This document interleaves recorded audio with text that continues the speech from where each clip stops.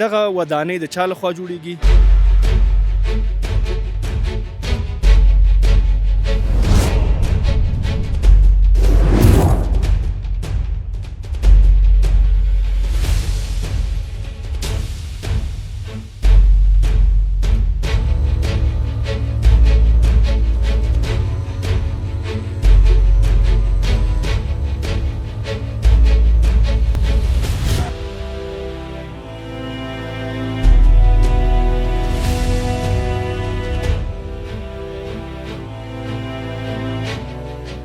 د دې دواړو بلاکونو چې پکې جوړ شوي دي د دې مساحت څومره دی؟ یعنې دا یوازې دا دوه بلاکونو باندې بسنه نه کېږي او نور هم دوام لري. یعنې د دې پروژې هغه ټارګېټ څومره و چې په څومره وخت کې باید پای ته ورسېږي؟ دا کورونه بیا چا ته توزیع کېږي؟ څه مشخص معلوم دي چې دا کورونه به چا ته ورکول کېږي؟ د دولتي کارمندانو په دې کې اوسېږي او که نه؟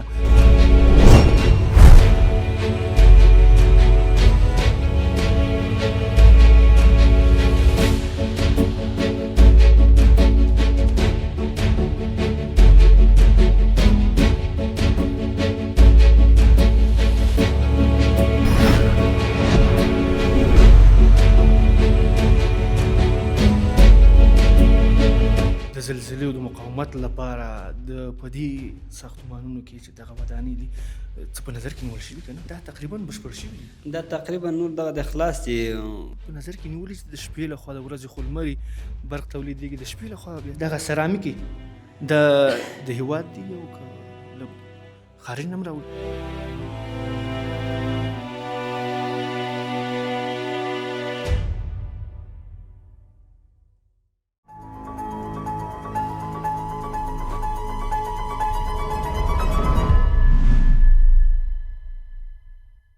د بخونکي او لایزال خدای پر سپېڅلي نامه د یاد درنو لیدونکو سلامونه او نیکې هیلې.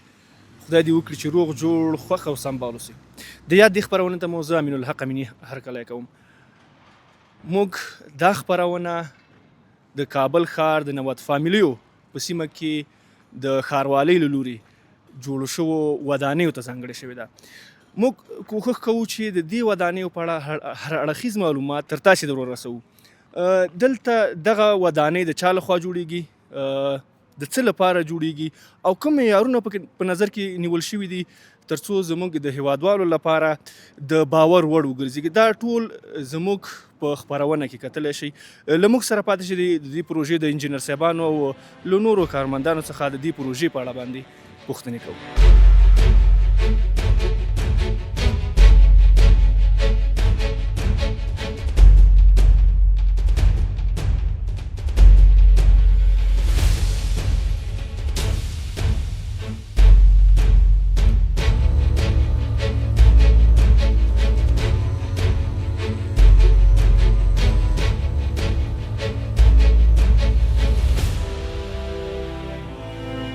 درنو لیدونکو، لکه څنګه تاسو ته موږ په پیل کې یادونه وکړله، دلته د دې پروژې له انجینر صاحب سره ولاړو. دوی څخه به د دې پروژې په اړه باندې پوښتنې کوو. انجینر صاحب ستړي مه شئ، په خیر راغلئ. خیرات ته ښه یاست انشاءالله. صحت هم ښه دی، کراري ده. ډېره مننه چې خپل وخت موږ ته راکړه. که څه هم تاسې مصروف وئ بیا مننه. انجینر صاحب، د دې پروژې په اړه که راته ووایاست، دا پروژه د چا لخوا پیل شوې ده او د چا لپاره ده؟ دا پروژه چې ده د ښاروالۍ د خوا نه ده او زمونږ شرکت چې دی شرکت ساختماني افغانولکس قرارداد کړی دی. نو فعلا دغه 11 منزله ده چې تاکاوي منزل چې دی سټوریج د انبارونه دي او اول منزل چې دی سوپر مارکیټ دی. پاسني 9 پوړه چې دی رهایشي کورونه دي. نو تقریبا داسې یو بلاک کې 450 اپارتمانه دي چې دواړه بلاکونه ونیسي 100 اپارتمانه کېږي. 100 اپارتمان. دا د دې دواړو بلاکونو چې پکې جوړ شوي دي د دې مساحت څومره دی؟ د دې دغه د هر یو چې دی 809 متره مربع مساحت دی. نو 809 متره مربع تقریبا دواړه راځي هغه متره 1300 متره مربع راځي دواړه ساحه ورته. دا ځمکه خپله د ښاروالۍ ځمکه وه او که نه د چا څخه اخیستل شوې ده او بیا دا کورونه پرې رغول شوي دي؟ دا ځمکه چې ده د ښاروالۍ ځمکه ده، اخوا ته چې دي کورونه دي نو 90 فامیلیو په نامه دي. نو دغه ساحه کې چې دي تقریبا ټول مکمله 8 دانې بلاکه جوړیږي چې 2 دانې دغه د اوس تقریبا په تکمیلېدو دي او 6 دانې نور چې دي هغه انشاءالله په 2 دانې په راتلونکي څو ورځو یا راتلونکي څو میاشتو کې انشاءالله نور شروع شي او باقي همداسې مسلسل مخته ځي. یعنې دا یوازې دا 2 بلاکونو باندې بسنه نه کېږي او نور هم دوام لري؟ هو نور هم انشاءالله نور هم شروع کېږي، 6 دانې نور شروع کېږي جوړېږي. شاته د دې بلاکونو فکر کوم چې د استوګنې کورونه دي، له دوی سره ښاروالي څه تفاهم لري؟ یاره تر اوسه پورې داسې خاص معلومات موږ ته نشته دی، نو امکان شته دی چې دغه کورو والا ته دغه اپارتمانو کې ځای ورکړي، نو هغه نو د مقام مربوط کارونه دي چې هغه یې په څه رقم ته ورکوي او څنګه ورکوي، هغه بیا موږ ته خاص معلومات نشته دی. د دې بلاکونو کارونه څومره مخته تللي دي؟ د دې پروژې پیل څه وخت شوی دی او په څومره وخت کې باید دا پروژه پای ته ورسیږي؟ نو دا پروژه تقریبا داسې فکر وکړه چې 1400 په 3م کال کې شروع شوی و په آخره میاشتو کې، او اوس انشاءالله دا 90% کارونه مخته تللي دي، یو 3-4% کار انشاءالله پاتې دی، هغه هم شاید په دغه 10-15 ورځو کې انشاءالله تکمیل شي. یعنې د دې پروژې هغه ټارګېټ څومره و چې په څومره وخت کې باید پای ته ورسیږي؟ دا پروژې ته وخت مکمل کاري 14 میاشتې وي. 14 میاشتو کې انشاءالله دغه د کار دغه تر رسولی دی، یو میاشت یو نیم میاشت وخت موږ نور هم پاتې دی دولت سره. یعنې انشاءالله په خپل وخت سره انشاءالله خپل وخت سره خلاصو د خیر خپل وخت سره خلاص. دا کورونه بیا چاته توزیع کیږي؟ څه مشخص معلوم دي چې دا کورونه به چاته ورکول کیږي؟ د دولتي کارمندان به په دې کې اوسیږي او که نه رهایشي کورونه دي هر څوک کولی شي دلته اپارتمان واخیستل؟ نه تر اوس پورې خاص معلومات نشته دی، خو ډېر داسې احتمال لري چې دغه شاته چې کوم کورونه دي دوی ته یې ورکوي چې دا کورونه راجع کړي دې ته، اخوا ته نوره بلاکونه شروع شي، نو چې آیا چې څه رقم ته به ورکوي، په کوم قسم به ورکوي، په پیسو یې ورکوي، په قسط یې ورکوي، مثلا هغه معلومات موږ ته هم نشته. یعنې رهایشي کورونه دي خو کورونه شته، هر څوک کولی شي دلته اپارتمان واخلي؟ تر اوسه پورې خاص معلومات موږ ته نشته. دغه معلومات نشته، هغه بیا وروستۍ پرېکړه ده چې کله ښاروالي څه ډول پرېکړه کوي؟ د ښاروال صاحب چې کومه پرېکړه وکړل هغه بیا د هغې مربوطه مشوره. انجینر صاحب دننه به ورشو، د اپارتمان نورې برخې به هم وګورو.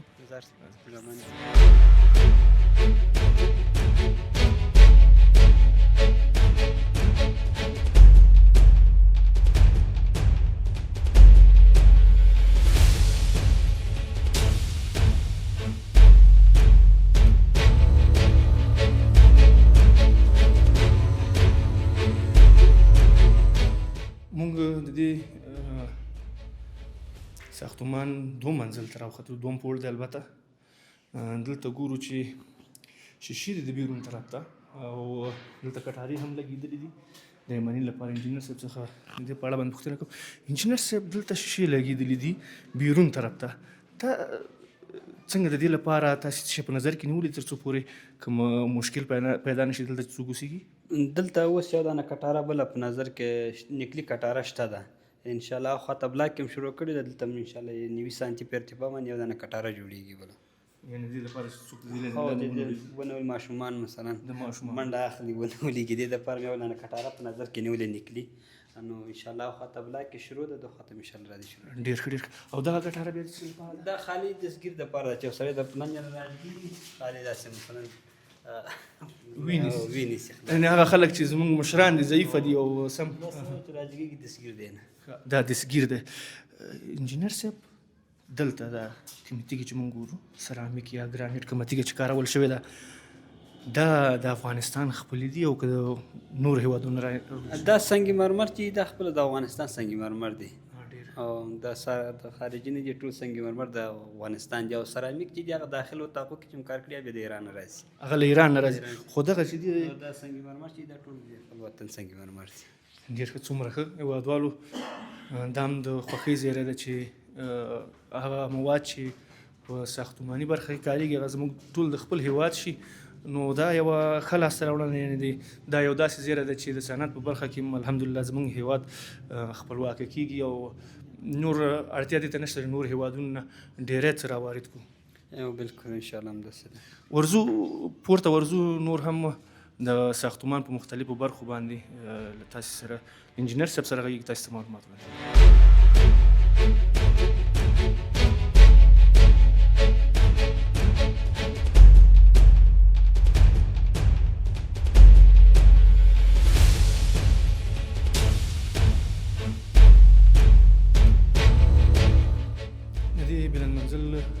منزل ته راختلي وو.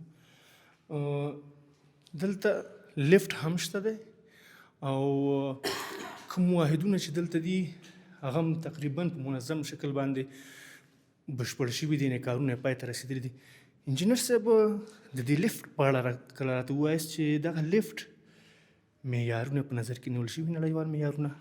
او بالکل دا لیفټ چې دی دا تقریبا 800 کیلو وزن دی لري او د 11 منزلو دپاره جوړ شوی دی. ماشین یې ولتاژ همه ټول چې دي د دې خپله د اپارتمان په اندازه د بودوباش په اندازه باندې په نظر کې جوړ شوی. یعنې څومره چې دغه ساختمان ظرفیت لري څومره نفوس دې کته پورته کېږي دا ټول په نظر کې نیول شوي دي. یعنې هغه معیارونه چې په نړیواله سطحه باندې په نظر کې نیول کېږي د یو لیفټ لپاره په دې کې موجود دي؟ بالکل حتما موجود دي. او بالکل څومره نفرو ظرفیت لري؟ دا تقریبا د 8 نفرو په ظرفیت لري، خو د 10 پورې خو موږ مثلا 8 نفره په نظر کې نیولي، یعنې 10 نفره پورې دي کې د احتیاط لپاره به یې 8 نفره بالکل 8 نفره چې کومه ستونزه پیدا نه کړي.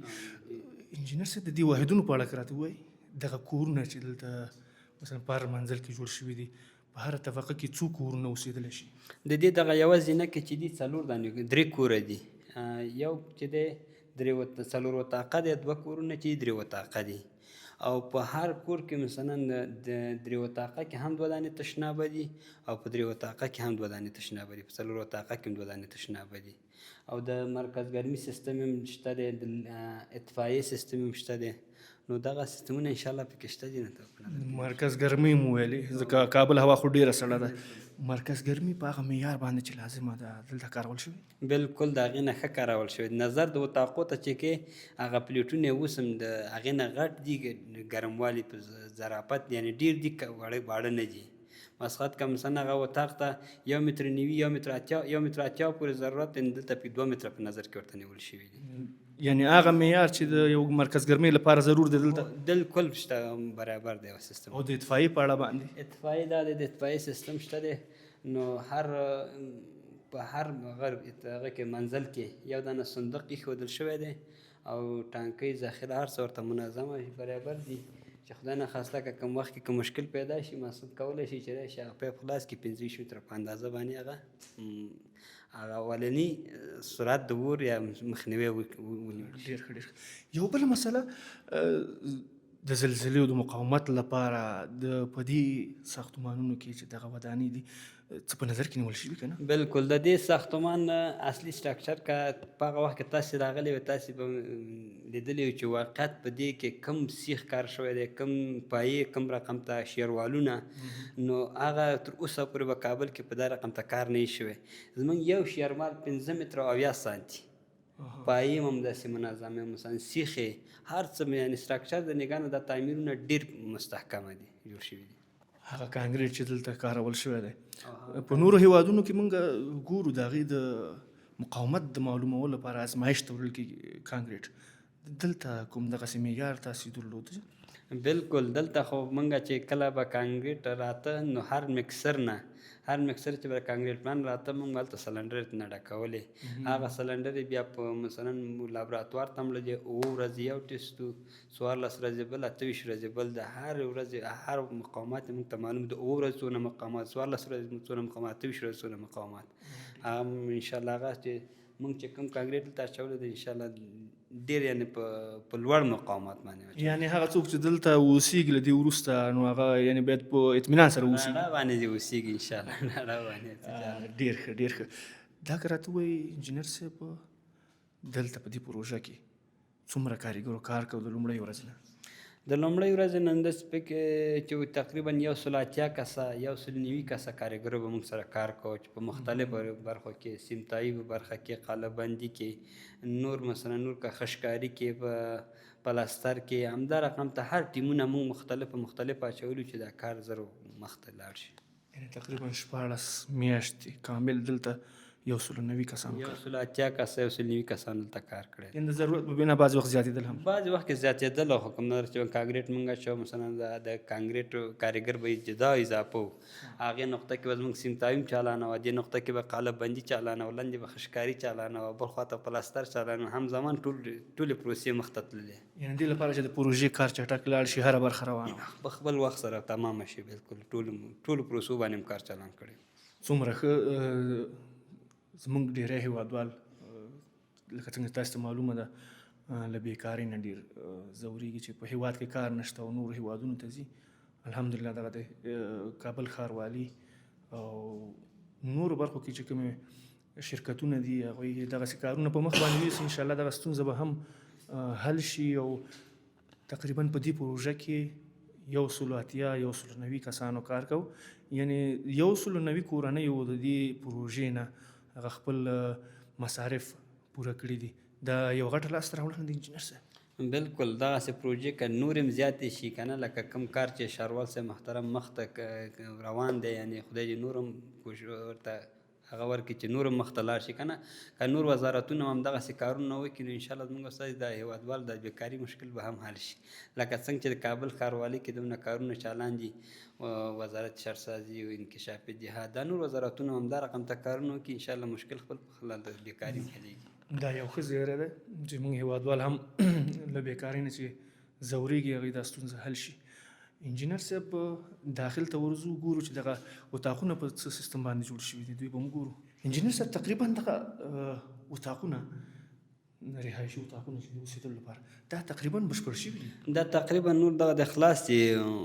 ګوره د تشنابو کې تشنابو کارونه یې مخته تللي دي او اتاقونو رنګ هم تکمیل دی، چراغونه هم پکې لګول شوي دي. بعضې اتاقو کې مرکز ګرمي دا رادیټورونه لګولي دي، بعضې کې دغه د جریان لري چې انشاءالله دا هم کوشش کوو چې دغه 18 ورځو کې انشاءالله دا هم تکمیل کړو. ډېر به ښه شي. دغه سرامیکې د هېواد دي او که له خارج نه هم راوړي؟ نه، دغه سرامیک چې دي بدبختانه چې زموږ وطن کې تر اوسه دې کارخانه نشته، دا د ایران نه راغلي دي. دا د ایران نه راغلي. او کړکۍ پی وي سي دي 8000 چې ورته وایي که نه 8000. او دروازې چې دي چوکات یې فرانسوي او نور خپله د پله چې ده پله یې مثلا چوکات د چوبې خار نه دی او روی تخته چې ده تخته لاساني ایرانی ده او 2 ملي تخته ده. یعنی دا هم د ایران نه راوړل دغه تخته هم د ایران راغلی ده. خپله چوبې خار چې دی چوبې خار خو موږ ته معلوم دی چې روس نه راځي. روس نه راځي. زمونږ خپل لرګي په هېواد کې ډېر لري چې نوم لري د سیمې په کچه باندې. خو زمونږ او ستاسې لرګی چې دی لکه د کونړ لرګی، هغه خو اوس په دنیا په سطحه باندې اول لرګی دی، خو مقصد اوس بازارو کې نشته دی. نو یعنی کمبود احساسي کمبودیات دي. بالکل خو د کمبود خبره ده، بل قیمتونه هم لوړ دي. قیمتونه هم د هغې لرګي لوړ دي او بل مخکې تېر وختو کې ډېر هغه کم لرګی چې باید بازار ته راغلی شو بدبختانه چې هغه زموږ او ستاسې سیاسي کړو وباسته په نورو دولتو ته یې وباسته مثلا قاچاق باندې لکه پاکستان ته. اوس په ځل د خدای نه انشاءالله دا مهار شوي دي، وخت زمان سره به هغه لرګي هم بازار ته راشي. نو توکل په خدای نه انشاءالله. د خدای دې وکړي چې دغه زموږ دغه مشکل حل شي په کور دننه باندې چې موږ له نورو هېوادونو نه یو څه راواردوو. ښه به دی چې خپل هېواد تولیدات دلته خپل هېواد کې وکاروو. بالکل لکه اوس سیخ نه دی زموږ او ستاسې د وطن سیخ، د دې ګریډ تقریبا داسې فکر وکړه 80 ګریډه ضرورت یې 15 ګریډه ورکوي، لکه د ملت خان میهان دا ټولې کمپنۍ ماشاءالله ډېر ښه په دې چې منظمه د دې نظارت کېږي دولت د خانه. او که مثلا دغه نور شیان لکه مثلا سیمټو په کارخانې هم زیاتې شي انشاءالله زموږ او ستاسې وطن چې خودکفا شي ولې به بل چا ته احتیاجات لرو. لکه سیخون ته مثلا دغه خام مواد چې راځي د نورې دنیا نه دغه که موږ خپل وطن کې هر څه لرو، که دلته پروسس شي نو انشاءالله مشکلات به بیخي 100% کې حلېږي. لکه دا اوس مثلا نسبي مشکلات چې حل دي لکه د سیخ برخه کې نورو برخه کې که دغه خام مواد موږ خپل په وطن کې پروسس شي انشاءالله بیخي دا مشکل نور صفر ته ځي. یعنې ستونزه به حلي. تاسې د ملت سټیل او دغه نور چې کوم خان سټیل دی په افغانستان کې کار کوي، تاسې یادونه وکړله په دې ودانیو کې د همدې سیخ نه کار اخیستل شوی؟ بالکل موږ دلته مثلا د ملت اول نه تر اخره پورې د ملت سیخ راوړی دی. نو هر وخت چې به موږ کله سیخ راوړ دلته چې سټاک نه موټرونه به م کته که انجینر صاحبان به د طرحې هغه د تنظیم کیفیت نه راغله بس هر سیخ چې به دوی په خوښه وه به مو لابراتوار ته به م یوړ انشاءالله ټسټ بیا پاس بیا بل د هغې به م کار ته شروع کول. یعنې مخکې له دې چې وکارول شي بیا د مقاومت وکړو. بالکل مخکې د دې چې کله موږ کار شروع کړو نو د هر سیخ به موږ ورو لابراتوار ته، هلته مقامات هم ورته کشي کته، بیرته هم راوړ بیا هم کار. تاسې ډاډ ورکولی شئ چې دلته هر څه چې کارول شوي په دې ساختمان کې یا په دې ودانۍ کې د اطمینان باندې خلک دلته اوسېدلی شي، اطمینان ورکولی شي؟ بالکل نور خو هر څه د الله په لاس کې دي او مسله دا چل دی نظر د کار نه، نظر د کار د مقامات نه انشاءالله موږ 100% باوري یو خپل په کار باندې. معیار په نظر کې نیول شوی؟ معیار په نظر کې نیول شوی د هرې نګاه نه. خښته ده، که دا خښته چې موږ کله د بټۍ نه راوړل هغه خښته موږ وړې د لابراتوار ته ټسټ کړې هم ده. نور مثلا که پلاستر هم شروع کړو، د پلاستر مساله هم ټسټ کړې ده. هغه کانکریټ خو څه کوي، کانکریټ خو بالکل به هر شپه چې کانکریټ اچو هره ورځ چې ما اچو هغه به هم ټسټوو. نو انشاءالله نور د هر نګاه نه انشاءالله مقامات د نګاه نه مطمئن وي، توکل په خدای. د دې پروژې په اړه که راته ووایي چې دا پروژه د کابل ښاروالۍ نه ستاسې شرکت ته ورکول شوې وه، ستاسې شرکت دا کارونه په مخ باندې بیایي؟ بالکل کابل ښاروالۍ د خوا نه زموږ شرکت ته دا قرارداد ورکړل شوی چې زموږ شرکت د افغانولکس په نامه دی، شرکت ساختماني افغانولکس. نو انشاءالله موږ هم د ښاروالۍ نه راضي یو، دوی موږ نه هم راضي دي. دوی زموږ د کار نه خوښ دي، موږ د دوی نه دې خوښ یو چې خپل وخت سره موږ ته پیسې راکړي دي. یعنې هغه کوم ستونزې ستاسې وي هغه حل کړي دي او د هغې ستونزې چې کوم وي هغه تاسې حل کړي؟ بالکل موږ چې مثلا هر وخت کې خپل د انویس یا د پیسو طلب کړی دی، نو خپل وخت خپل معیار سره موږ ته پیسې راکوي شي او موږ خپله مثلا کار هم ورته د دوی په خوښه کړی دی. انجینر صاحب اشپزخانې په ټولو واحدونو کې د ساختمانونو همدا ډول جوړې شوي که نه؟ هم د نور موډل یو شی دی خو خالي د تختې رنګ مختلف دی. تر اوسه پورې خو دا تکمیل نه ده که نه، پلې هم ورته نه دي بسته کړي. تا چې پاتې دی خالي مثلا میز یې به شوی دی، میز هغه هم پلې هم پاتې دي. نو داسې سنگ مرمر هم پرې لګولی دی. نور ټول یو رقم ته دي، خالي د تخته یو تخته ده، یو کمپنۍ ده او خالي رنګونه مختلف دي. د دې هر یو واحد مساحت څومره دی؟ معلومات شته ته؟ د دې هر یو واحد چې دی 4 وطاقه چې دی 140 متره دی او د 3 وطاقه چې دی 120 متره دی مربع راځي. 120 متره مربع. بله. ډېر ښه. دلته هم ګورو دغه د مرکز ګرمۍ او د هغه لپاره څه په نظر کې نیول شوي په اشپزخانه کې هم که نه یوازې په اطاقونو کې دي؟ بالکل د اشپزخانې لپاره هم په نظر کې نیول شوي. ګوره دا یې رادیاتور دی، دا یې پایپونه دي. ګوره دا وروسته پورې نصب شوی نه دی. ګوره دا یې پایپونه دي او هغه رادیاتور دی انشاءالله دلته نصبېږي. همدلته به ځای په ځای کېږي؟ بالکل همدلته ځای. یعنې چې دلته هم د ګرمۍ یخ ستونزه نه وي؟ یخ ستونزه هري. او پاس چت خو نام خدای ډېر ښه. پاس چت یې چینایي مساته ده.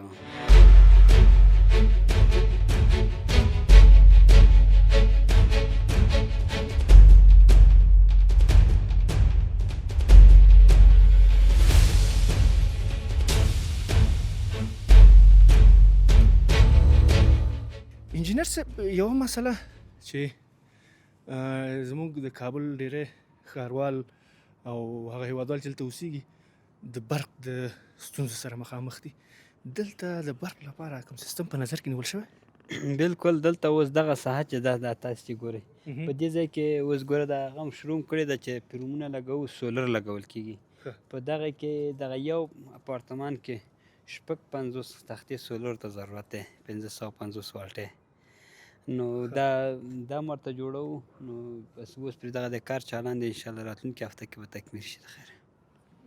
سولر خو کومه ورځ چې اسمان ورېځي لږ ستونزو سره مخامخ کېږي، کوم لمریزه برېښنا چې د هغه نو لمر ته ضرورت لري، د هغې لپاره هم څه په نظر کې نیولي چې د شپې لخوا د ورځې خو لمر برق تولیدېږي، د شپې لخوا بیا څه؟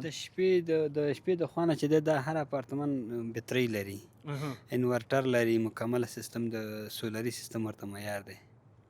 یعنې د شپې هم د برق کومه ستونزه نه پېښېږي؟ بالکل انشاءالله نه، بالکل انشاءالله نه کومه ستونزه نه پېښېږي. په دې چې موږ چې نظر کومه برق ته ضرورت لرو دغه کوم سولر چې دلته په نظر کې نیول شي انشاءالله دا 3 برابره دي.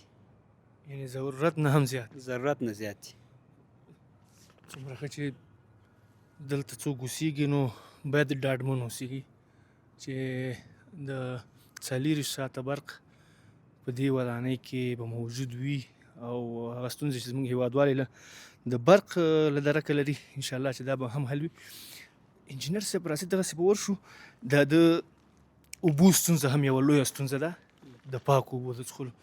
دلته اوبه له کوم ځای را انتقالېږي یا تاسې خپله څه په نظر کې نیولي دي؟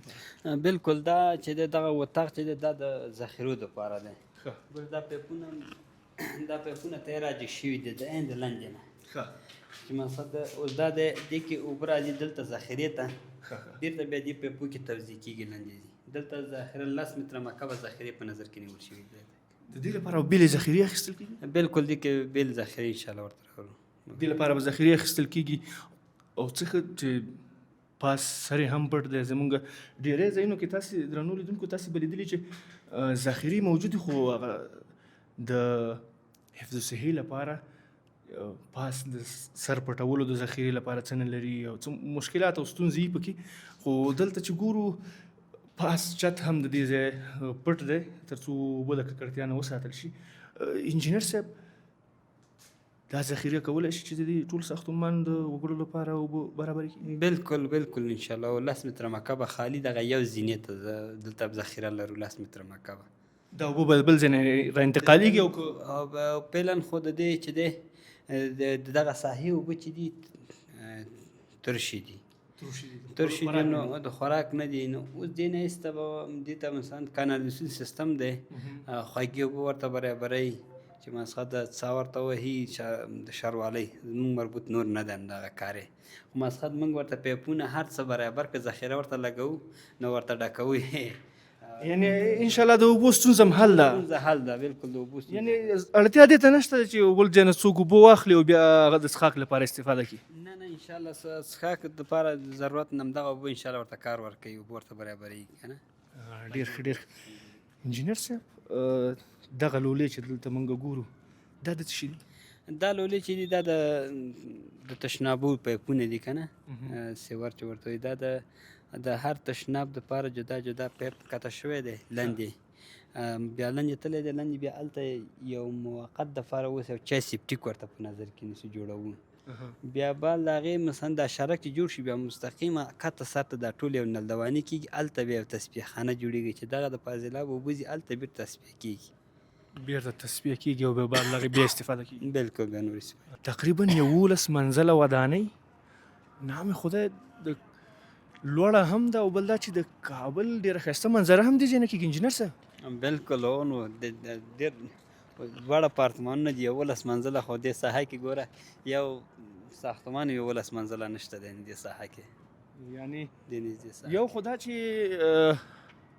د معیار له نظره دا ودانۍ ډېرې ښې جوړې شوي دي او بل دا چې یو خو ډېر ښایسته منظره هم لري. نو بالکل منظره یې هم ښه ده او د اتاقونو نګاه نه چې مثلا هر طرف ته مر پرې لګېږي که نه.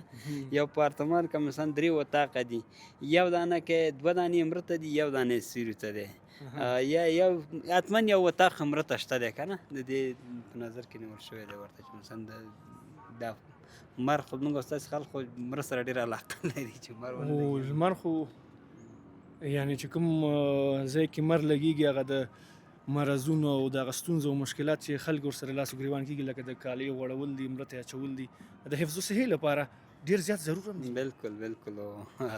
انجینر صاحب له تاسې نړۍ مننه چې خپل قیمتي وخت موږ ته راکړ.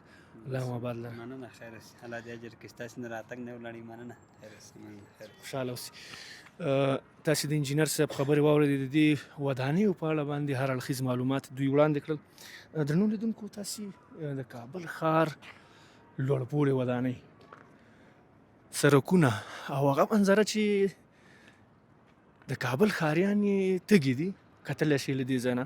2 لوړپوړې ودانۍ د کابل ښاروالۍ له خوا جوړې شوي دي تر څو هغه ستونزې چې زموږ هېوادوالې د کورونو د نشتون سره لري د کابل په ښار کې هغه حل شي.